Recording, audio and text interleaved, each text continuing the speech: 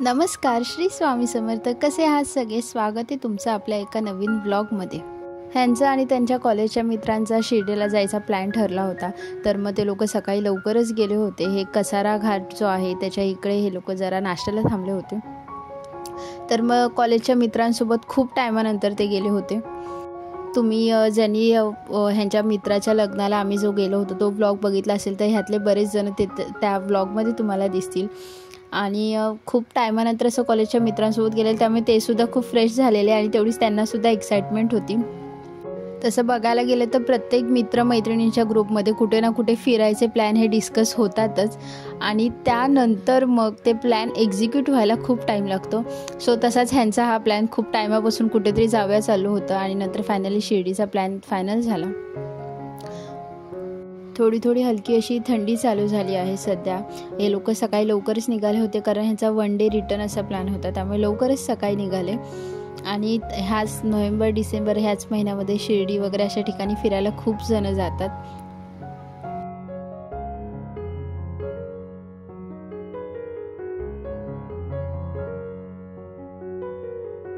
कसारा घाट संपल्यानंतर ते लोक पोचले हिंदू हृदय सम्राट बाळासाहेब ठाकरे महामार्ग, म्हणजेच आपला समृद्धी महामार्ग. इथे खूप छान रस्ता आहे. जेव्हा जो महामार्ग स्टार्ट होतो तेव्हाच त्यांना काही स्पीडविषयी काही प्रिकॉशन्स सांगितले जातात. खूप छान रस्ता आहे आणि गाड्याही खूप जास्त नाही आहेत त्या मानाने, पण रस्ता खूप मस्त असा केलेला आहे. तो पुढे कल्याणला सुद्धा कनेक्ट होणार आहे. हा रस्ता पुढे शिर्डी, नाशिक वगैरे नागपूर इथे पुढे खूप जातो, पण खूप चांगला रस्ता आहे. ह्या रस्त्यामुळे शिर्डीला ज्यांना जायचं आहे बाय रोडवे त्यांच्यासाठी खूप टाईम वाचला आहे. खूप दिवसानंतर कॉलेजचे मित्र भेटले की कॉलेजच्या जुन्या आठवणी परत काढल्या जातात. परत अजून नवीन प्लॅन्ससुद्धा बनतात. जसं मी मगाशी सांगितलं तसं मित्र भेटले की नवीन प्लॅन्ससुद्धा बनतात बाहेर फिरण्याचे. तर मग आता हे लोक सगळे गेले होते कॉलेजचे फ्रेंड्स, तर आता नेक्स्ट टाईम विथ फॅमिली जाण्याचा प्लॅन आहे. असंच चाललं आहे, इन प्रोग्रेस आहे प्लॅन. सो बघू कधी एक्झिक्यूट होतो आहे. तर मग तेव्हा मी सुद्धा जाईन, तर मग तो विथ फॅमिली व्लॉगसुद्धा तुम्हाला बघायला मिळेल. आणि हा आपला मार्ग आणि थोड्या वेळातच म्हणजे साधारण 3-1 तासाचं ट्रॅव्हलिंग करून ते लोक शिर्डीला पोचले.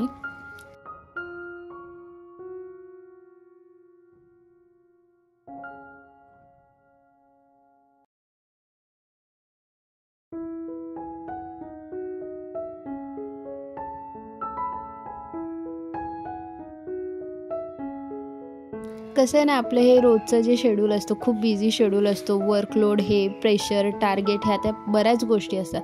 त्या सगळ्यातून आपण थोडासा टाईम काढून फ्रेंड्स किंवा फॅमिलीसोबत फॉर अ चेंज म्हणून फिरायला जाणं खूप गरजेचं असतं. आपलं माइंड फ्रेश होतं. बरेच असतं ना, काही गोष्टींसाठी आपल्याला सुचत नाही, तर फॅमिलीपेक्षा मित्रांच्या ॲडवाईससुद्धा जास्त महत्त्वाच्या असतात तशावेळी. सो तसंच त्यांच्या एका मित्राचं मत असं होतं की गावाला त्या मानाने खूप रिलॅक्स असं लाईफ असतं. आपलं मुंबईचं जे लाईफ असतं ते धावपळीचं असतं, धकाधकीचं असतं. म्हणजे आपल्या जगण्यासाठी नाही, नॉर्मल लाईफ पाहिजे होती. की गावाकडे एक घर पाहिजे होतं, मस्त आरामशीर, टेन्शन, शेती वगैरे असायला पाहिजे होती, पाहुणे वगैरे यायला पाहिजे होते. आपलं लोकांचं टेन्शन नाही, काय मस्त जगू शकलो असतं.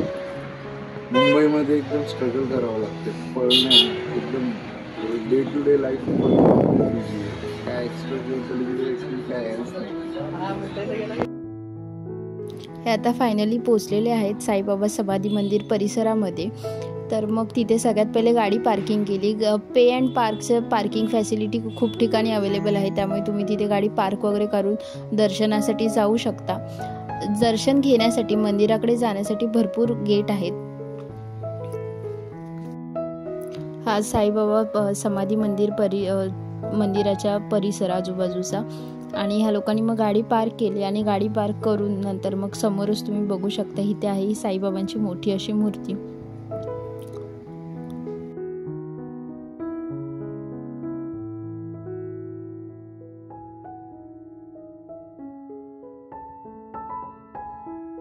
दर्शन घ्यायला जायचं असेल तर मग बरेच गेट आहेत, अराउंड 5 ते 7 कदाचित गेट आहेत. मला एक्झॅक्ट नंबर नाही माहिती.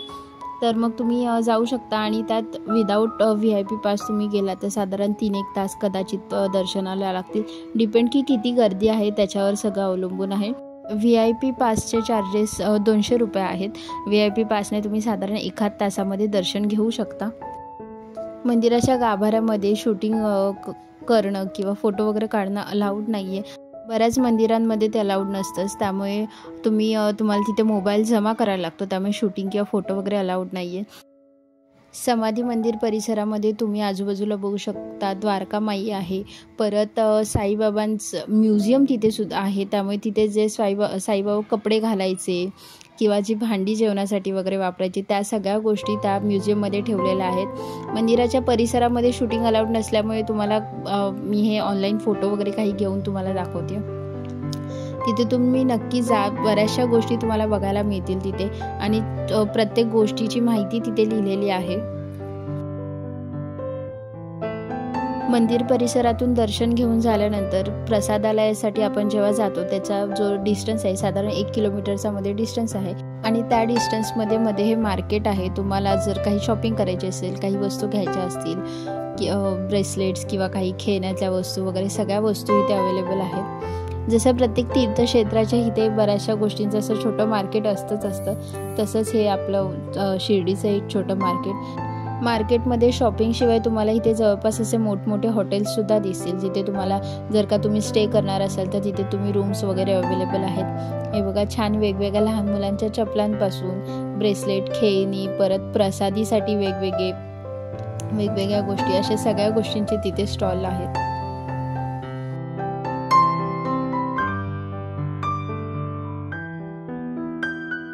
आणि आता ते मार्केट संपून आपण पोचलो इथे प्रसादालयाच्या इथे तुम्ही जाऊन जेवू वगैरे शकता. प्रसादालयाच्या इथे लाडू प्रसाद काउंटरसुद्धा आहे. तिथून आपण सगळ्यांना माहितीच असेल शिर्डीचा प्रसाद म्हणजे तो लाडू असतो, तो आपण घेऊ शकतो. हे बघा इथे साईबाबाची छान अशी मूर्ती आहे आणि हा प्रसादालयाच्या आजूबाजूचा परिसर आहे. साईबाबांविषयी अगदी 2 शब्दात म्हणायचं झालं तर मग संपूर्ण जगाला श्रद्धा आणि सबुरी हा महामंत्र देणारे म्हणजे हे आपले साईबाबा. साईबाबा शिर्डीला द्वारकाबाईमध्ये राहायचे, ते सुद्धा तुम्हाला तिथे बघायला मिळेल. जे समाधी मंदिर आहे तिथेच लागूनच द्वारकामाई आहे, तिथे साईबाबा राहायचे. त्यांचं सगळं प्राणीमात्रांवरती प्रेम होतं. साईबाबांच्या कृपेचा आजही लाखो भक्तांना अनुभव येतो, त्यामुळे भक्त तेवढ्याच निष्ठेने आणि सबुरीने साईबाबांच्या दर्शनासाठी जातात. साईबाबांचं वगैरे दर्शन घेऊन झाल्यानंतर लोकांनी परतीचा प्रवास सुरू केला. हा अशा प्रकारे होता शिर्डीचा ह्यांचा कॉलेजच्या मित्रांसोबतचा व्लॉग. तुम्हाला कसा वाटला नक्की कमेंट करून सांगा. आणि तुम्हीसुद्धा आता ह्या नोव्हेंबर-डिसेंबरमध्ये वर्ष संपत आले तर मग नक्की कुठेतरी एखादी छोटीशी ट्रिप नक्की प्लॅन करा, फॅमिलीसोबत असेल किंवा मित्रमैत्रिणींसोबत. असेच नवनवीन व्हिडिओ बघण्यासाठी चॅनलला नक्की सबस्क्राईब करून बेल आयकॉनवरती नक्की क्लिक करा. तोपर्यंत काळजी घ्या स्वतःची. भेटू नवीन दिवशी नवीन व्लॉग्स आहेत. Bye bye.